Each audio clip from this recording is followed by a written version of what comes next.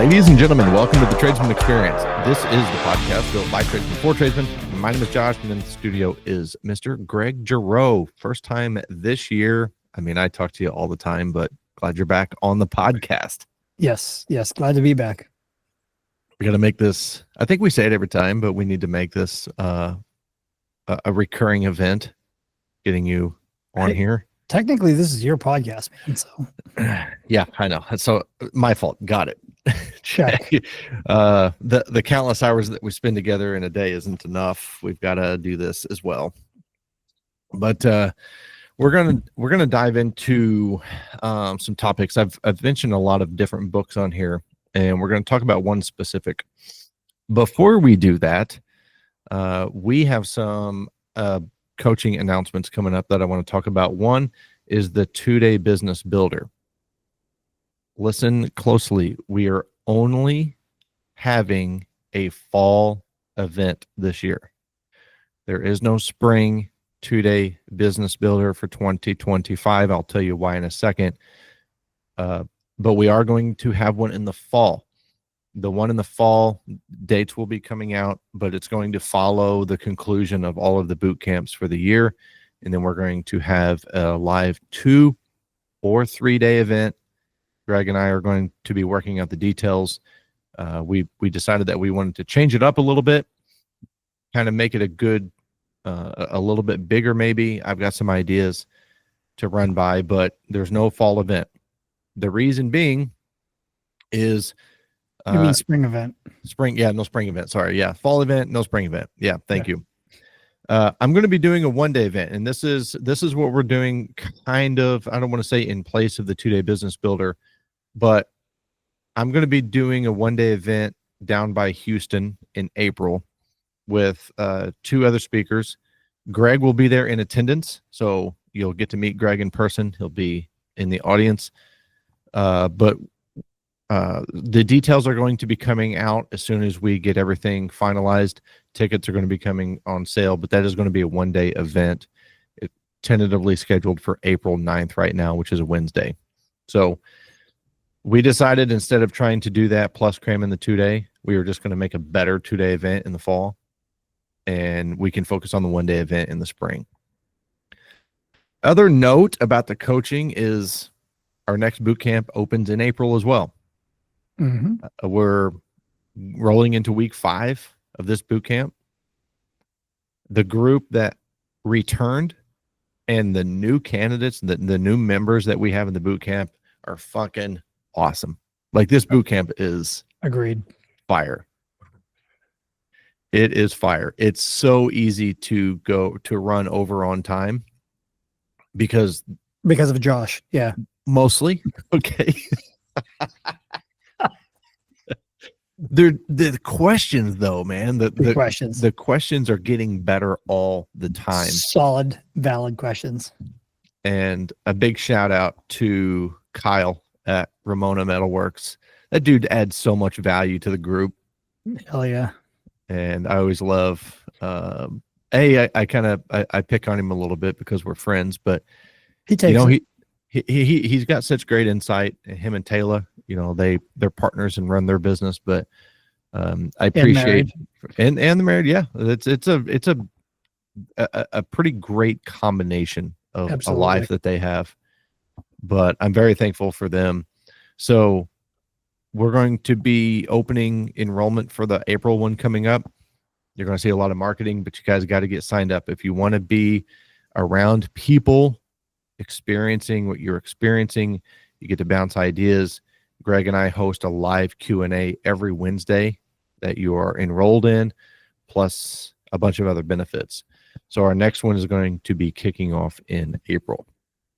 All right, that's all of the sales pitch in the beginning.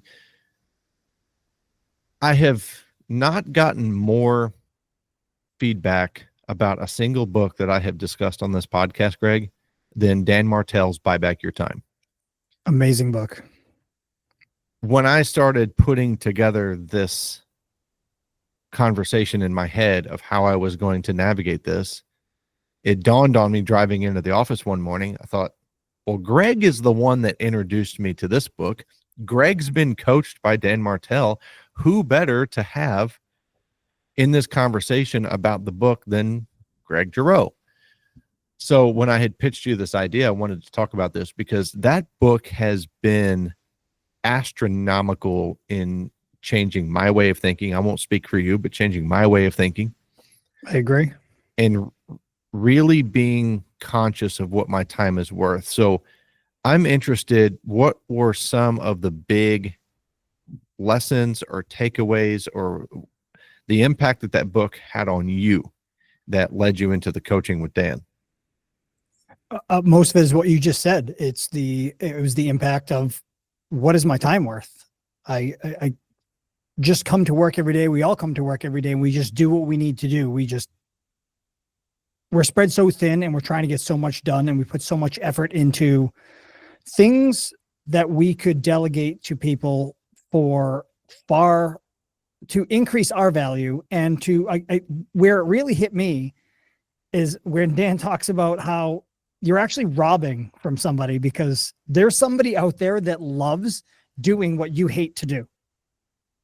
So why wouldn't you hire that person for less money to come take care of that position, take it off your plate so you can go do what you do best and provide that level of value of what you are in your company back into your business? It makes perfect sense. And thinking about that, like, yeah, there's a ton of tasks that you do on a daily basis that just, you don't need to be doing and you don't want to be doing. In fact, most of us hate doing some of these tasks, but there's somebody out there, but that's their profession. Doesn't mean you need to hire them full time. You can hire them for an hour a week. There's so many options now with virtual assistants and AI. It's wild. So why wouldn't you? And then get that operational value back on your plate. Like, you're worth a lot more than what you give yourself credit for. I mean, like you say, Josh, take your entire what you gross and divide it by the amount of working hours in a year, and that's the value you're responsible for. Doesn't mean that's what you're worth. It just means that's what your operational value is. So if your operational value is $500 an hour, well, why are you doing $15 an hour tasks, $20 an hour tasks? Why are you doing $40 an hour tasks? That's how you scale and grow. And that I think about that on a daily basis. When I catch myself, I start doing a task that is, I'll just do it because it's easy. And I'm like, why am I spending my time doing this task? I could easily give this to somebody on my team and they could do this and want to do it. And they're just like, yeah, that's what I do anyways. Might as well just do that. But I'm like, oh, I don't want to add it to their plate. I'll just do it. Then I don't have enough time left in my day because I spent it on that stuff. Need I say more? Like it's pretty self-explanatory. Like, it's so easy and it's so in front of your face, but he really drove that one home. Mm-hmm. The fact that you are taking a job away from somebody else, that was a good lesson for me as well. Mm-hmm. Because as a business owner, as a high performer, as someone that has high standards, and this is all of us, right? Like, this isn't me standing up here going, this is how I think. This is all of us. We want things done a certain way. We have expectations. We have standards. So we trick ourselves into believing that we're the only one that can do it. We're the only one that can get this done the way that I want it done. Or yeah, exactly. It's not even so much I'm the only one that can get this done, but I'm the only one that's going to do it right. And the second most important thing that I take from him is when he says 80% done by somebody else is 100% freaking awesome. And I think about that every time I delegate something. I'm like, oh, well, they're kind of screwing it up. I'm like, but I don't have to do it. Right. And that is one of the big, holdups that we have. We'll talk about the financial piece of delegation in a minute, but just operationally as a business owner or as a leader, recognizing that you have to understand the only way that somebody is going to get better is if you give them the opportunity to get better. And when you delegate and you allow them to take on these things that you don't need to be doing, then there's an opportunity for leadership or being a leader to step in, and now you get to coach them up to close that.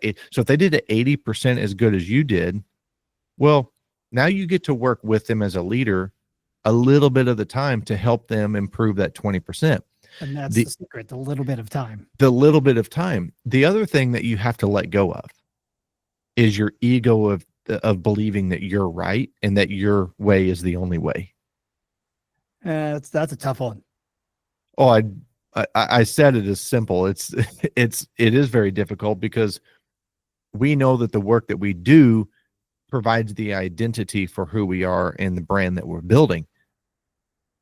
But if you can't remove your ego and truly believe that somebody else can do it as good as you, 80% as good as you, or as good as you, or even better than you, you're never going to have the ability to grow because you're going to be scared to delegate.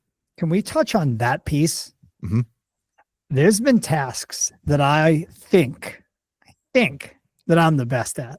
Like, nobody can do this better. And then I hand it to somebody and they come back to me with whatever they're doing. And I'm like, son of a bitch, you did that better than I do. That And came out faster. better than I would have done. And you did it way faster. That is when I'm like, you're an idiot. Mm-hmm. All this time has gone by. You could have handed that off, but you thought you were the one who could do it the best. And then somebody turns around and does it better and faster. And it's no big deal to them. It's not And even they a challenge. Yeah, they didn't be like, oh, I had to do this. Like, oh yeah, it's done for you. Perfect. Like, okay. Mint. Do you want another? Like, here, take it all. What else are you good at? Right. So Exactly. it's a pretty awesome thing when you do get to discover that. But the only way that you're going to discover that is getting out of your own damn way.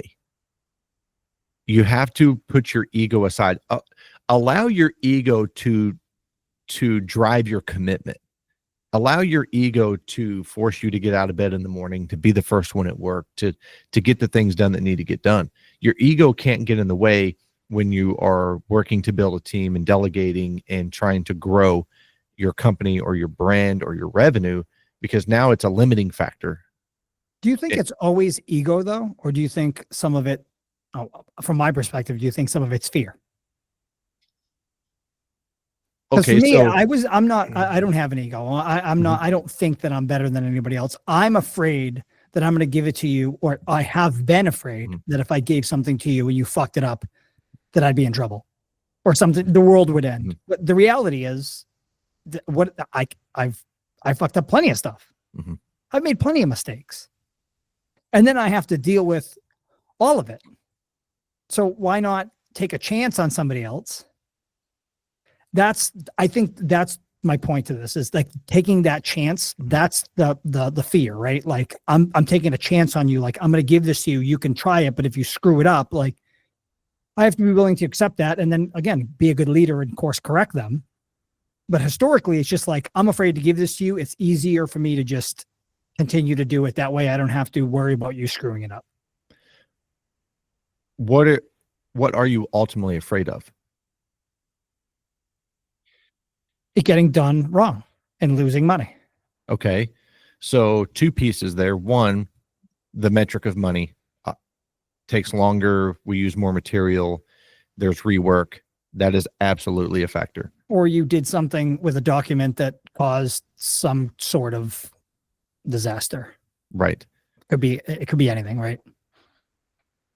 The other part of that is, I think that we have to be careful with the metrics of right and wrong, because who's defining that? Well, I mean, so if you're going with, you didn't do it the way I would do it, Okay. that I'm not concerned about. Like, if permits, I decide tomorrow, I don't want to file permits anymore for jobs. I give that to somebody. They don't file them correctly. They don't get issued. The inspector calls, you didn't pull a permit. People freak out. Like, it turns into a disaster, like fees and fines. I guess that comes down to, I answered my own question with process. If I showed them how to do it properly and they did it properly, then I wouldn't have to worry about them doing it improperly. Yes, people make mistakes, but the likelihood is I have the same chance of making a mistake they do, because I'm human. So I answered my own question. Perfect. Because I knew how you were going to answer it. That's why. We have spent a lot of time together, you Yeah. know. You see, now you can tell it's working. I can. Because I asked it, and I'm like, wait a minute, I know the answer to this question. I can see it in your eyeballs, what you're gonna say to me. I'm like, shit. That's what I was going to say. I was just getting ready to ask. So what's that training? What's that delegation process? What's that communication? What's that expectation look like? But again, so take that all out of the equation, right? Like I've learned a lot of this from you. Before that, I wouldn't think like that. So I wouldn't think like, here's what you do. Here it is. The process would be, here's the permit. This is how you fill it out. Now do this from now on. Goodbye. That would be my process. That was it. And then when it got screwed up, I'd be like, I showed you how to do it that one time on your desk at 1,000 miles an hour as I sprinted out to answer my cell phone. How come you didn't get it? It's a drive-by shooting. That's how most people communicate. It's a drive-by shooting. It used to be a drive-by shooting. Yes. Right. I mean, you can ask my admin how her initial interview was. Hi, this is where we're working. This is the software. I gotta go. Here's your password. Call me if you need anything. I gave her that. I always appreciate when she shares that story, and she's been with you for almost 10 years now. So yes, she's an amazing human being. She's phenomenal. For putting up with me mostly. I mean, she already has a place in heaven reserved, I'm sure. Her and my wife. Her and Brooke. Absolutely. Yeah. Absolutely. It goes back to us understanding the operational value. So you've got to look at the number, but you also have to look at the aspect of where do I add the most value in the company and where am I most valuable? Everything outside of that, your goal should to be eventually automate, delegate, or eliminate it. So 80% of your time is spent in the area that you're most valuable in the company. And then 20% of the time is doing the shit that other people need help with. The fear of letting go, and that's why I asked, like, where does the fear come from? What is it that you're afraid of? And that's why I think there's still some ego attached to it. If you're afraid that somebody's going to do it wrong, why? Are you not afraid that you're going to do it wrong? Yes. I think that would be the common answer would be yes. You don't feel, and if you do, it's you can only blame you, just like it's just your time. But I think stemming or adding to this fear part is I can't afford this, right? Like I can't afford to pay somebody to delegate this to. If you really think about it, it's the opposite. You can't afford not to. Because if you don't, you're going to be exactly where you are. You're going to stay exactly where you are. You're going to get the same results. So you have to. So that's taking the chance on yourself. That's saying, I'm going to invest in myself and in the future of my company. And you're too busy thinking about who you are today and the position you are today. If you can break that mentality to say, okay, I barely have enough money to pay this person. Or maybe I don't even have enough money to pay this person. But when they start tomorrow, how much more money can I make? Because now they're doing something I don't need to do, so I can go make more money. And then if you continue to do that, you'll see that compounds. That for me personally, before I did any of this, that was that mental shift that I had to make to understand that you're gambling every time you do it. Every time you grow, every time you add somebody to the team and delegate a task, you're gambling. You're taking a chance that you're going to save time and money by having this person come in and be more efficient so you can make more money. You only have so much bandwidth. You can only make so much. Everybody will find that cap. If you can work until you're dead, I've done it. Worked myself to death and made what I thought was good money doing it. But relative to the time I spent doing it was shit. You're trading your time for money. And the more hours you work, the lower that dollar per hour gets. Yep. And when you hire people, again, it's a gamble.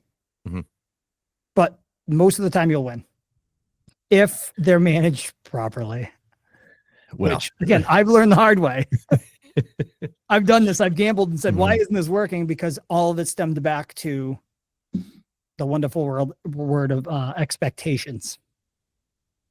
They were never clear. They were never set properly. And I am results driven. So it's just, I hired you to do this, go do it. Some people will do that. Like my admin, Samantha, she will do that. And she's done that for 10 years and she just adapts and keeps going. Some people like, I can't do this because you're not clear. So I'm out. And I've lost a lot of good team members doing that, but just, again, not malicious, just not knowing. Mm-hmm.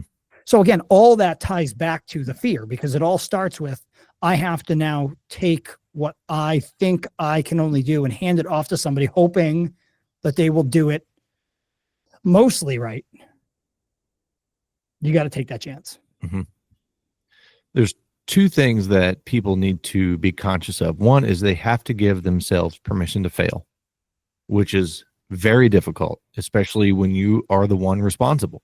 Yep. You have to give yourself permission to make mistakes. You have to give yourself permission to fail.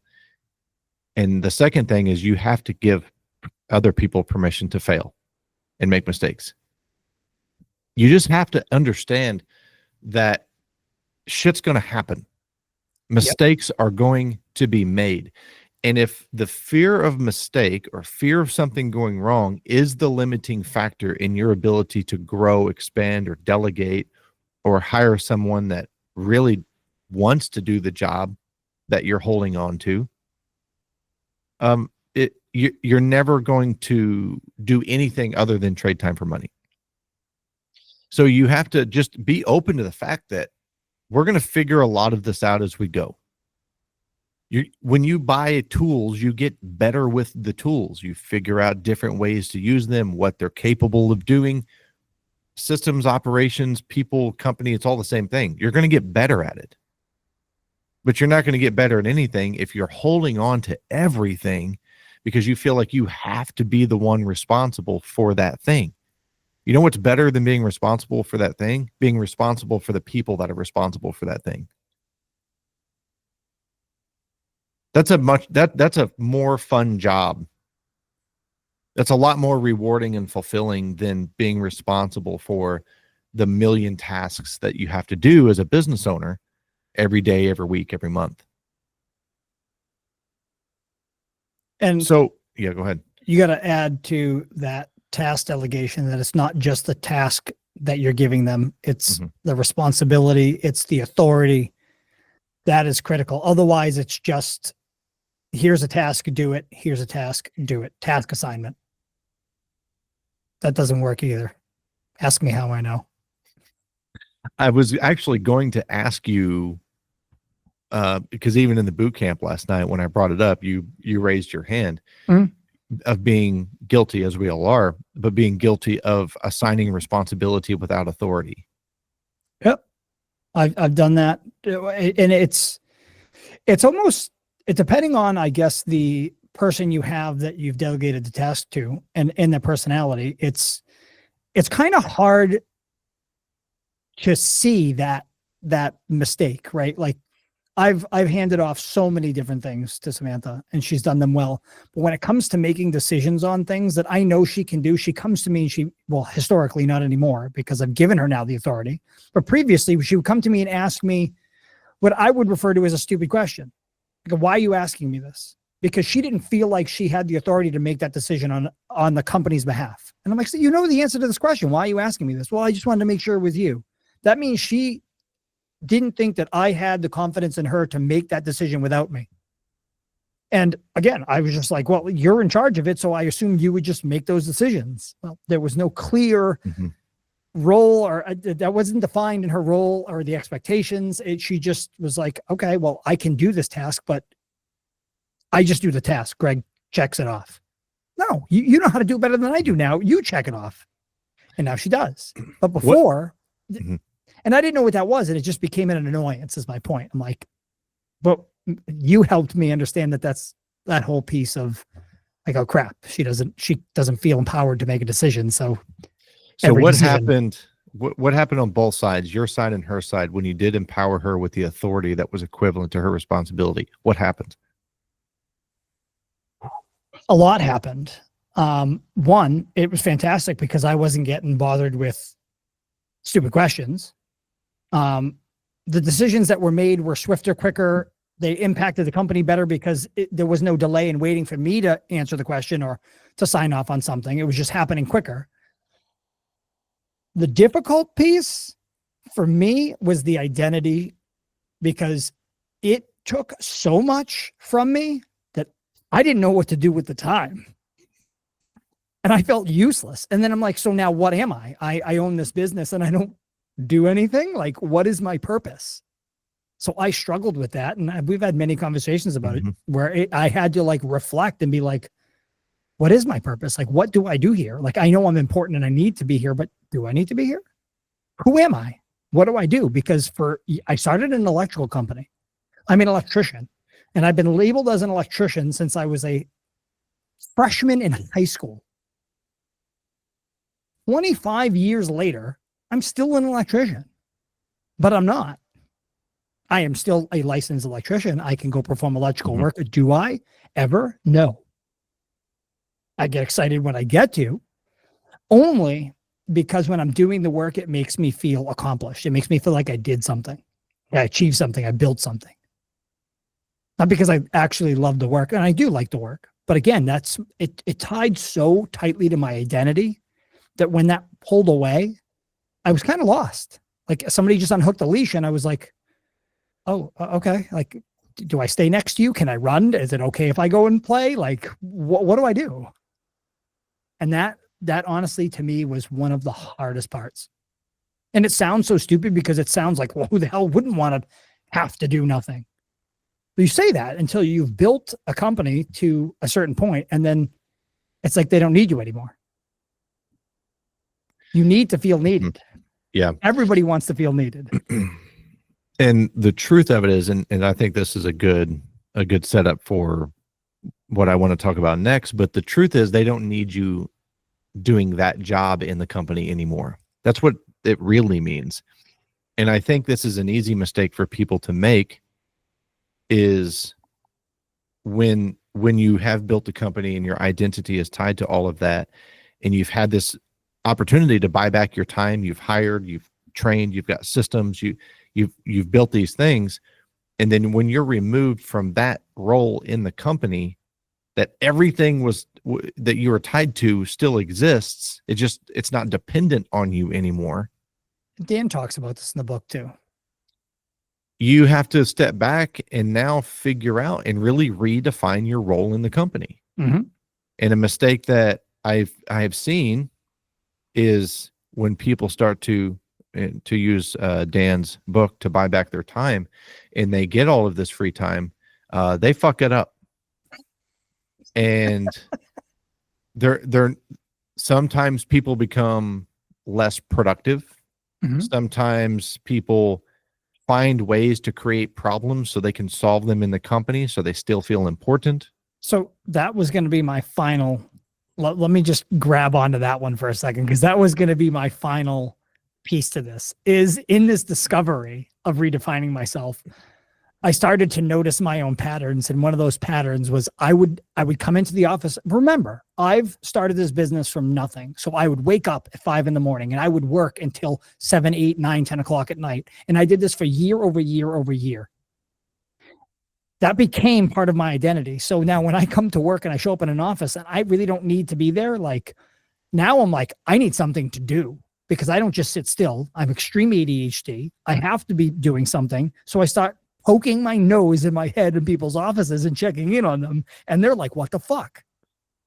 Why are you here?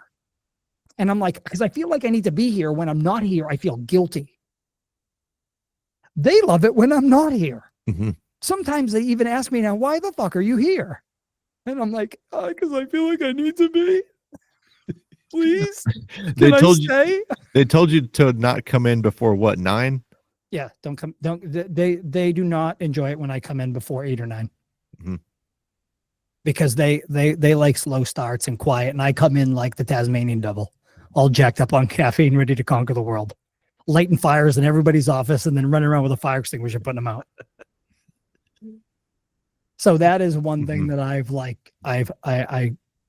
can feel it coming. Like I get up from my desk and I go to walk, and I'm like, nope, turn around, Greg, sit down. If you got to go outside and go for a run if you have to, don't start a fire. It's not needed. You're just stressing everybody else out. It's hard. It's really freaking hard, as stupid as it sounds.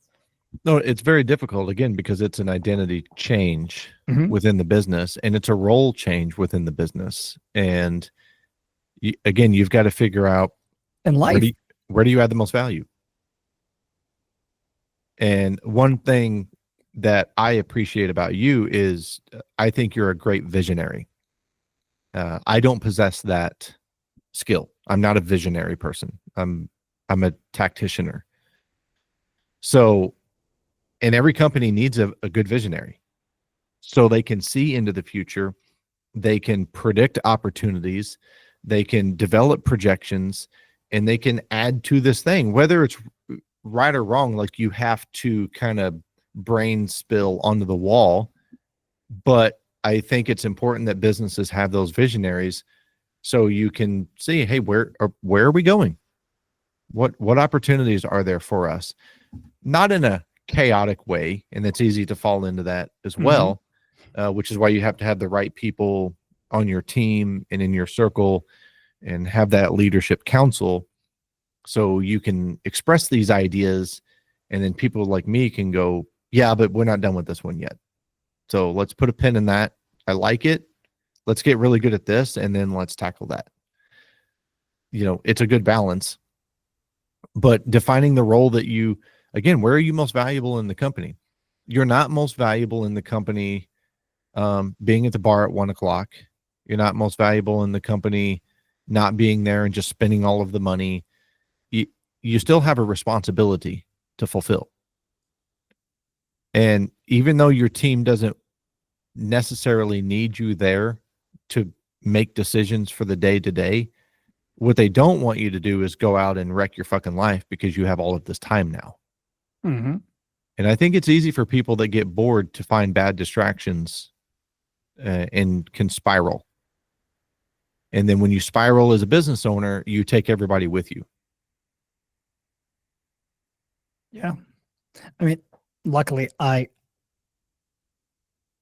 say that, but again, some of those spirals can be, again, like me starting fires. And again, they're not like crazy fires, but like just going in and asking things that you don't need to question, or asking how things are going. Like I that would be as simple as that. Just, how are things today? And then that's now somebody's opportunity to be like, oh, well, this job got screwed up and this person did this. And then I'm like, okay, well, now there's a problem. So let me step right in and help you fix it. Yeah. How can I help? How can I help? And that's a great leadership question, is how can I help? I shouldn't, they don't need my help, is the whole point. If they needed my help, they'd come see me, but I've now injected myself. Mm-hmm. That's destructive. I've learned. I didn't think it was destructive for a long time. Realizing it can be destructive when somebody's in a rhythm and then you just barge in and you give them the opportunity to vent about something, and then you take what they vent about and you try to solve that problem. Like, that wasn't what I was working on right now, and you came in and just completely derailed me. That's not productive. If they needed my help with the problem, they would come into my office. Mm-hmm.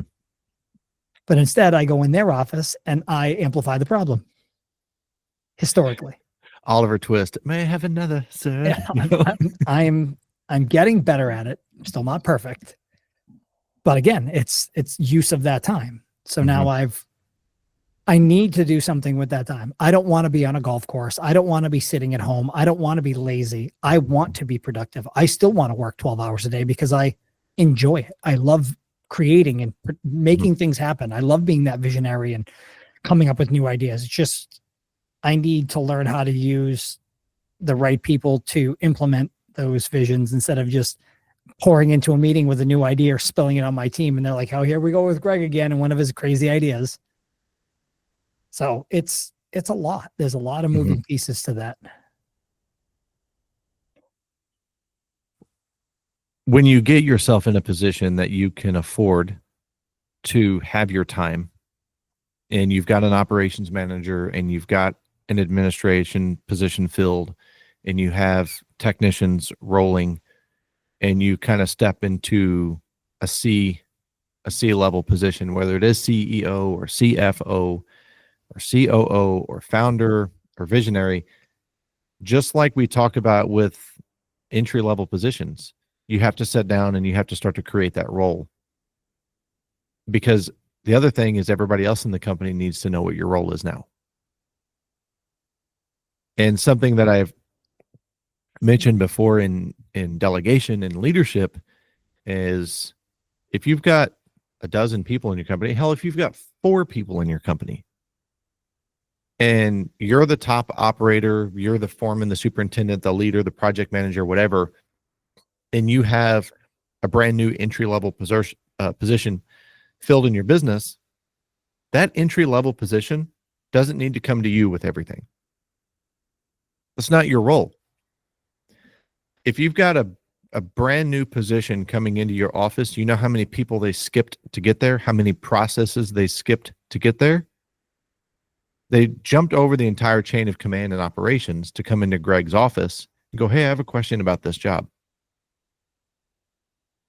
Did you already talk to your foreman or team leader? Did you already talk to, no, why are you in my office? Like you have tracks of communication, but because when you look at that and you have that infrastructure and with the concept of buying your time back, if your operational value is $1,000 an hour, I don't need to be answering questions to the new guy that's got 500 hours of experience under his belt.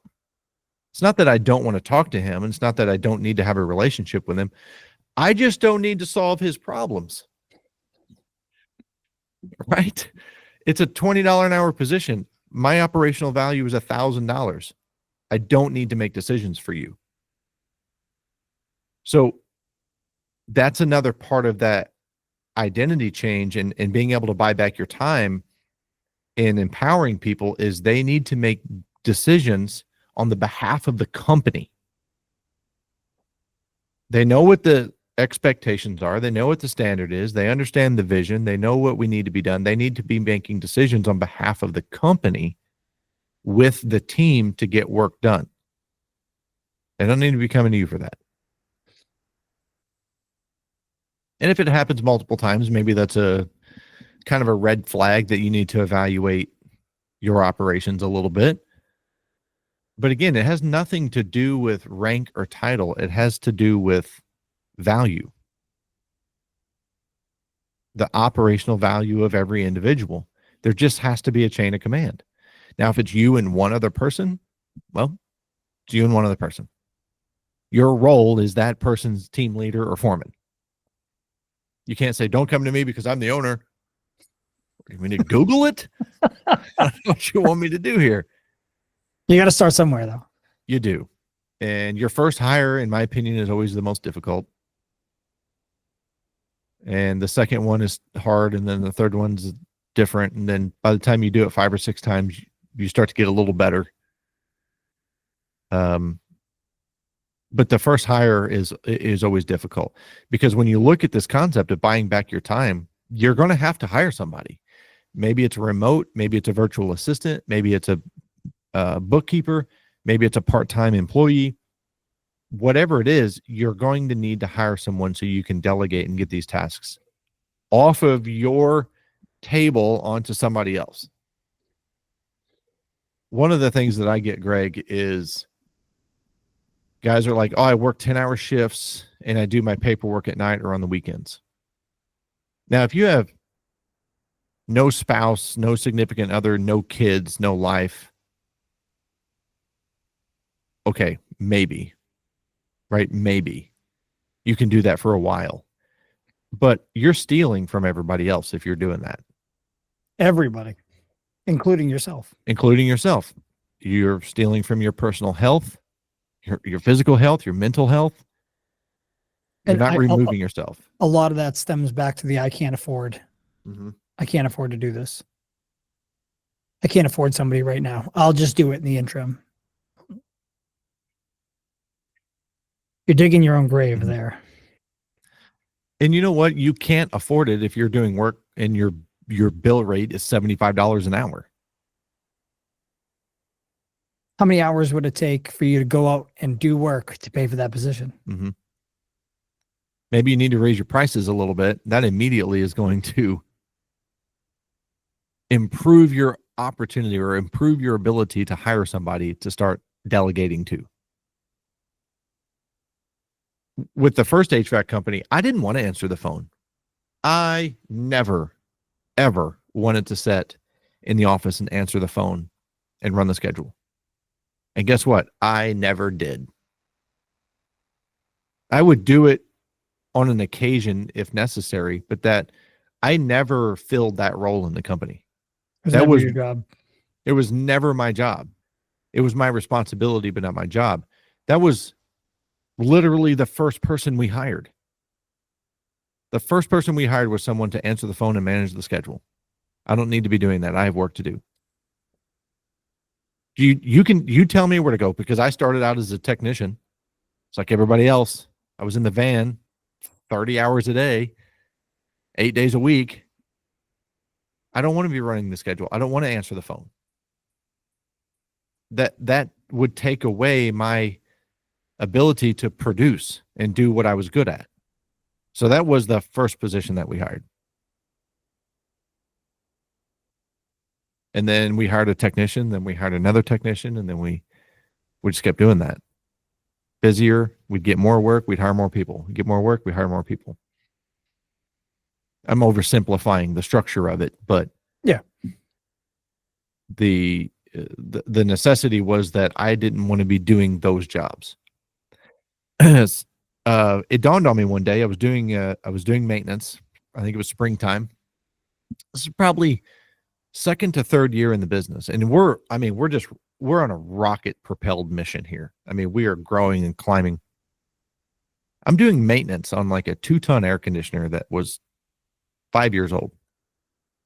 And I remember kind of having that out of body experience as a business owner or leader, looking at myself going, what are you doing here?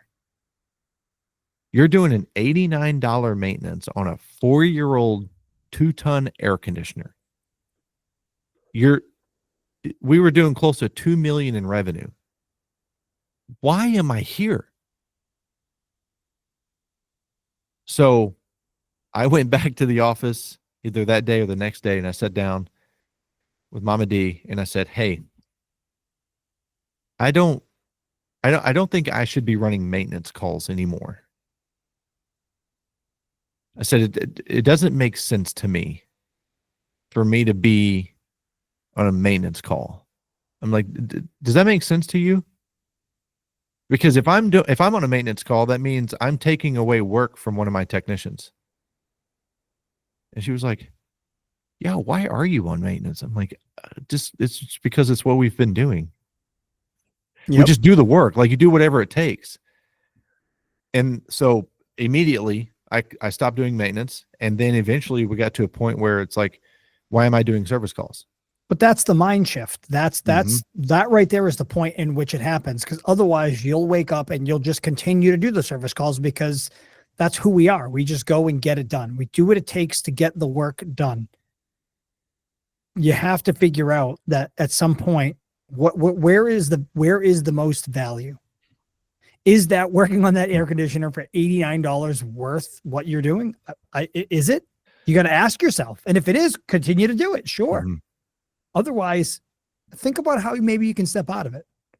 But that would be my first piece of advice and step to anybody who's like a technician or tactical, just wakes up every morning and grinds and gets it done. Mm-hmm. Analyze what you do and think about the things that you do, what you should be doing, what you want to be doing, what you could be doing, and put some value to it and say, okay, well, as much as I like doing these, it just doesn't make sense financially for me to be doing these when I could pay somebody else to be doing this for less, so I can go work on the things that yield a higher return and make the company more money.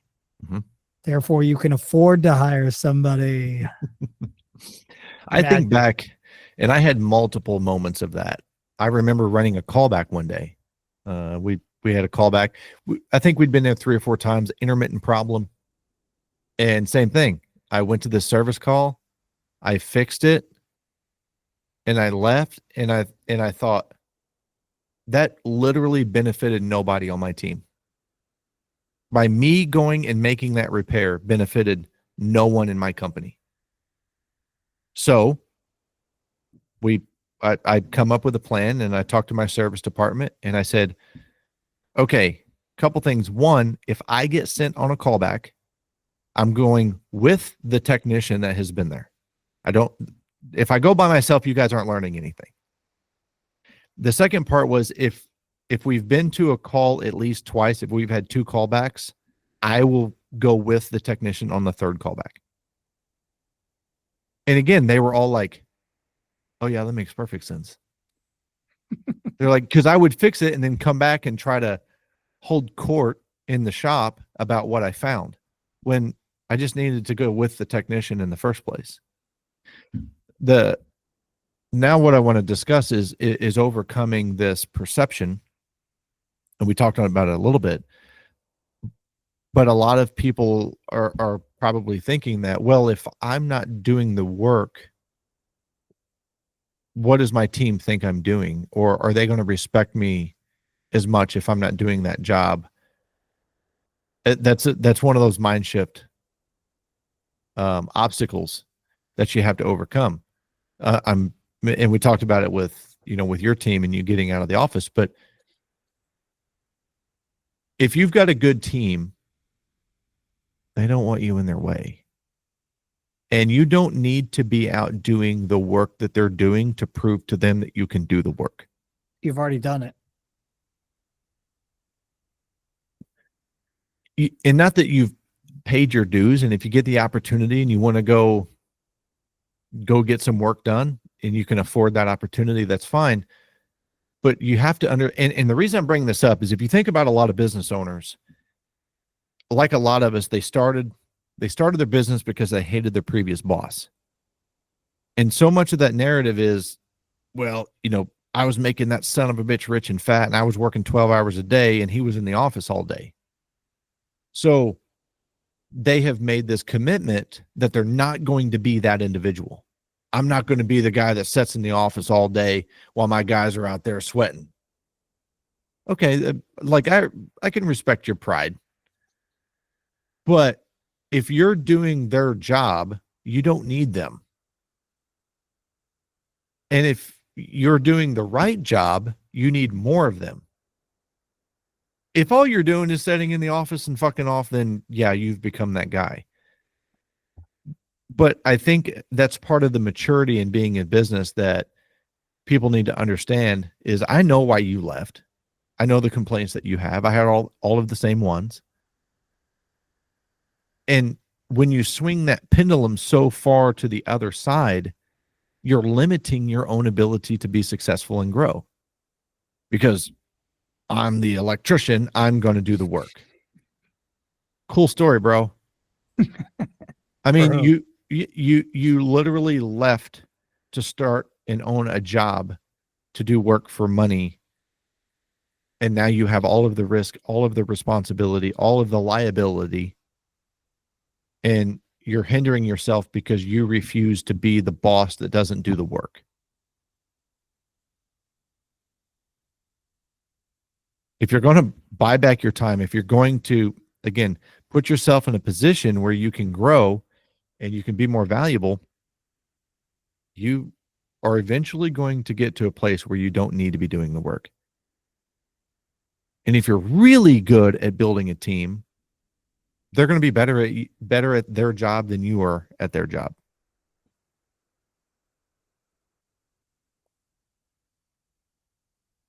So anyway, it's a tough transition for people to make, to understand delegation and bringing them on and getting themselves in a higher operational value in the company.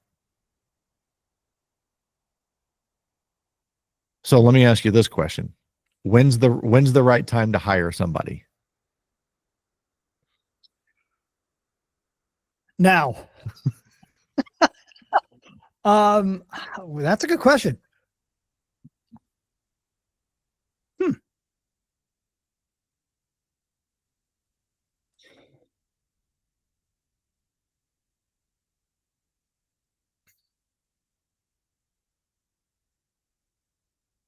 I really don't know how to answer that.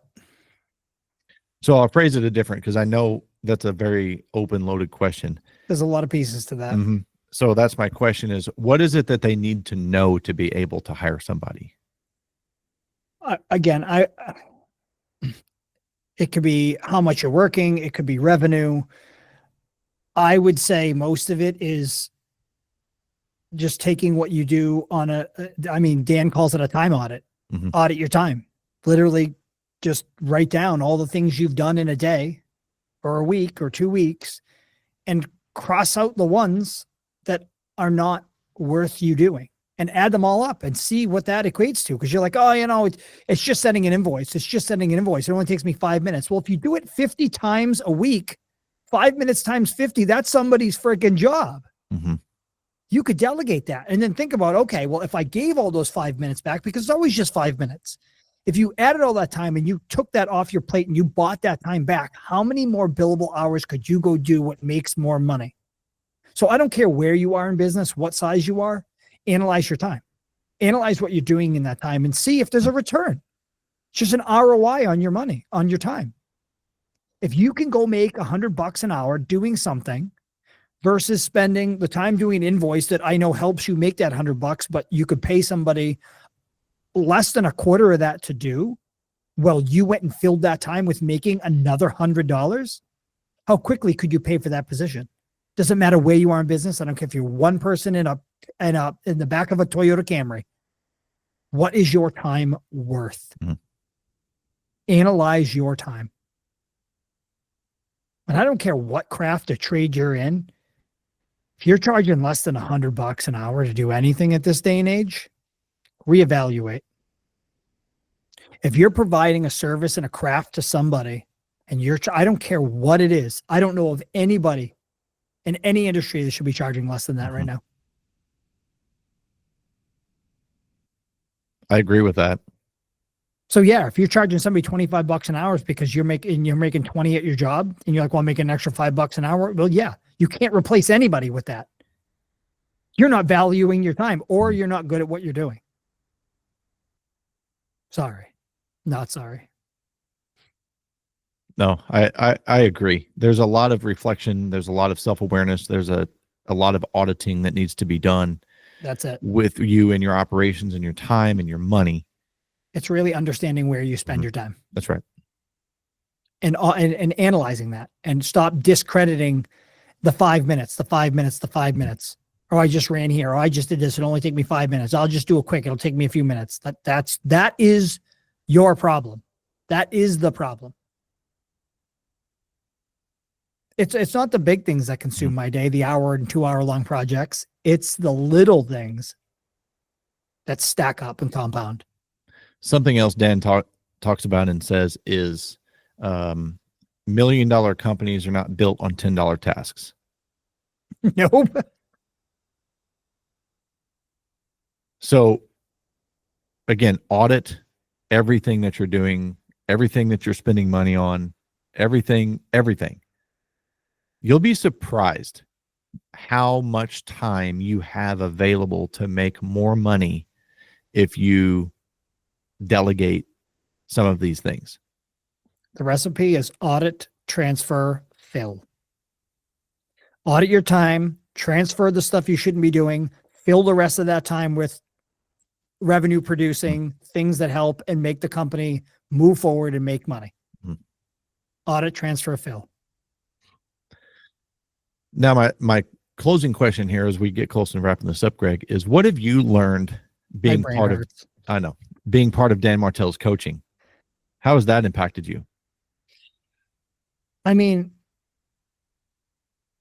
it's as simple as the accountability. And there really isn't any, but there is, because it's the self-accountability. It's the fact that in doing coaching, which obviously we do, coaches need coaches. Everybody needs a coach. And I don't care what there's no definition of coach to me. It's different for everybody.